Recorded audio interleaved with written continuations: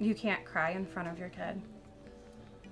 And my husband was you were at traffic court?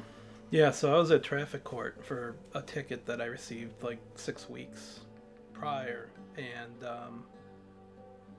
no idea that the day that I would be summoned to court would be the day that she was diagnosed. She was going through tests, and I, you know, leukemia had been mentioned as a possibility, but I didn't really understand or take seriously that she could actually have it. And so I got out of court and I called Jen. It was probably around 7 or 8. And I called her, and the tests had come back by then, but she had talked to so many people, she didn't realize that she hadn't told me. So she started talking about port being placed. I'm like, a port? Why is she getting a port? I didn't know what a port was. And, oh, I didn't tell you, she has leukemia. When she was first diagnosed, she had donated her hair for Locks of Love 10 months before. She had a friend who did it in preschool, and she spent years trying to grow her hair. She had never had a real haircut until she donated it. And she was in first grade. So when we told her she had leukemia, she knew what it meant. But she didn't realize leukemia was cancer, so when we told her, we said the word cancer, it was like grieving all over again. That upsetness, and it was hard. It was very hard. I remember braiding her hair in the hospital, thinking that wouldn't be happening for a long time. And I think it was years before I braided her hair again.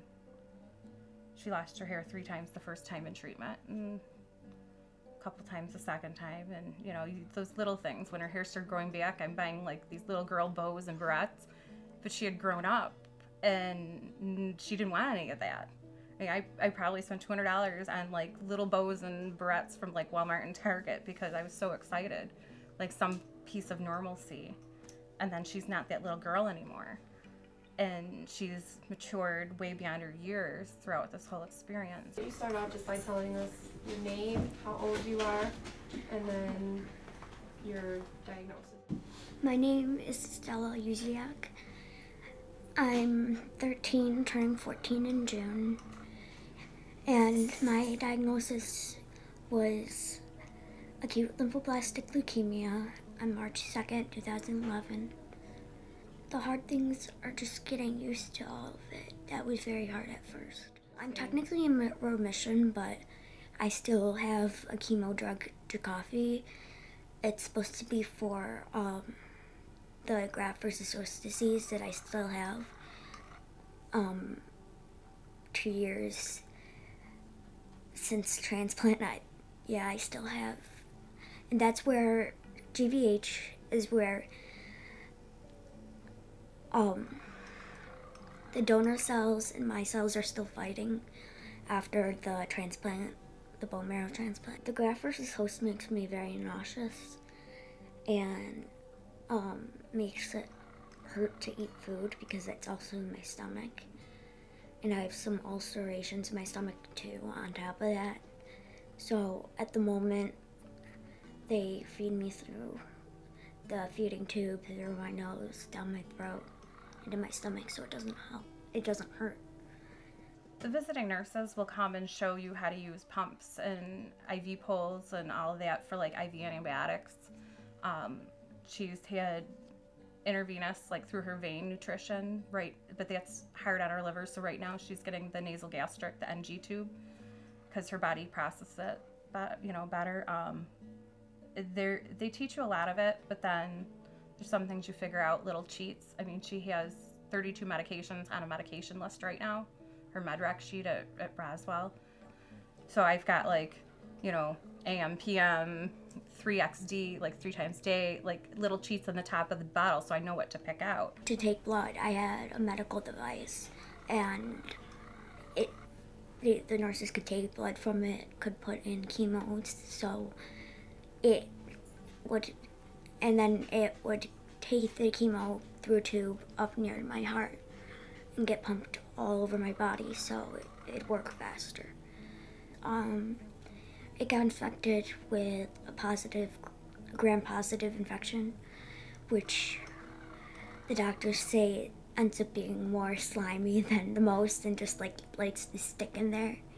And it won't come out. It didn't want to come out, so they removed my port, put in a PICC line, and then Tuesday I told them I want to go swimming. It's like, because there was that one day that was 85 degrees, and I'm like, I want to go swimming. My friend's gonna open the pool soon. Like, I want to be ready, and I bought this like mermaid tail bathing suit thing. And I'm like, I want to be a mermaid. Are there days where you just feel like, you know, you've had enough, and like, you want to just tell us a little bit about when you do have those days, how do you get through them? I get through them by usually like cuddling my mom or dad, or just hanging out with my family. They're really what keeps me going. Me and Stella have a really close bond with all this going on throughout the years. And when Nigel was younger, we relied a lot on family and friends. He didn't know who would be meeting him off the school bus, who would be at the house. He couldn't guarantee any of that. Fortunately, now he's more like a latchkey kid.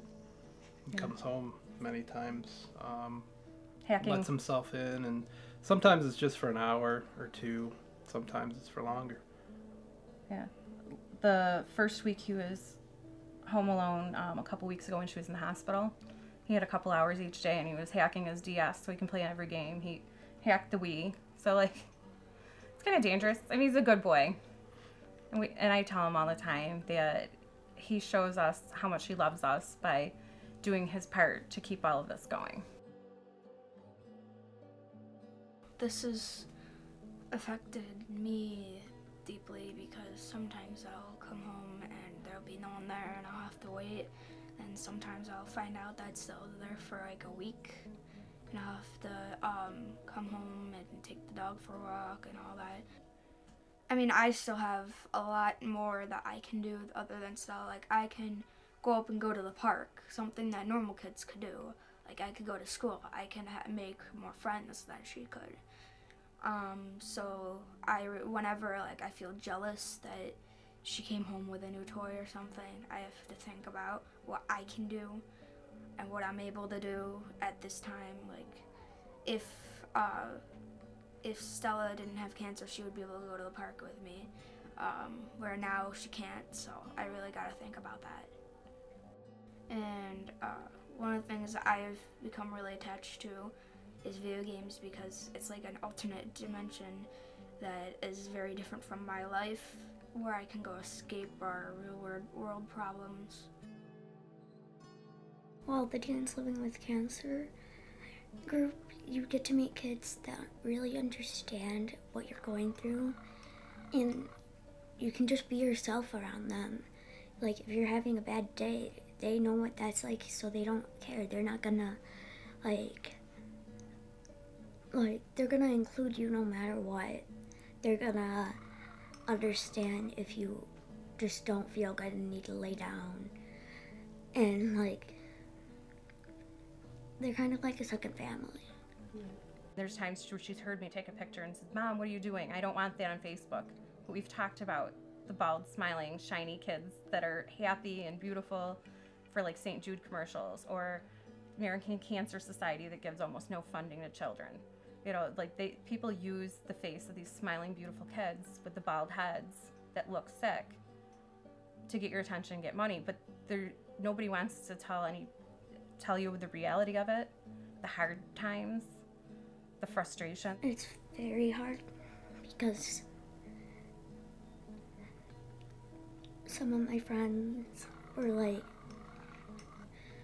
one of my friends that I lost was the first one that ever said hi to me in clinic, and she'd always hold my hand and make me feel better about like all the needles and shots and stuff, because no kid likes that at the age of 7.5, 8 years old. So she'd comfort me. I have many other friends that were just like that it feels like they're just there for you always, and you want to be there for them. Because it's not right that I'm losing my friends at this age. People aren't supposed to die at the age of, like, 13 or whatever. We started the public Facebook page for her as a fun thing to try and get Taylor Swift's attention as a distraction. Stella used to make music videos in the backyard doing stuff, and we'd put them on there. When I relapsed, her song Shake It Off came out, and she came out with a new album. And a Scholastic page, like a flyer for a contest, came home one day with Nigel, and he gave it to Mom like late on, like 2 days before the contest was due or something like that. And so my mom and Dad switched at the hospital, so like when my mom came like that night, she was like, oh, we're gonna have to do this in the morning and then like send it quickly. And so I told her what I wanted to say, and the contest was actually to write a one-page essay on how you shake things off, and the grand prize was a meet and greet with Taylor Swift, and like you could watch her concert, and they'd pay for your hotel and everything, which was great. I didn't think I'd win the grand prize, but I did somehow. So like I told my mom what to write, and she wrote it down, and we made the essay up the next morning. I wasn't feeling good that night, and the next day we were released from the hospital, and we next day aired it to New York, and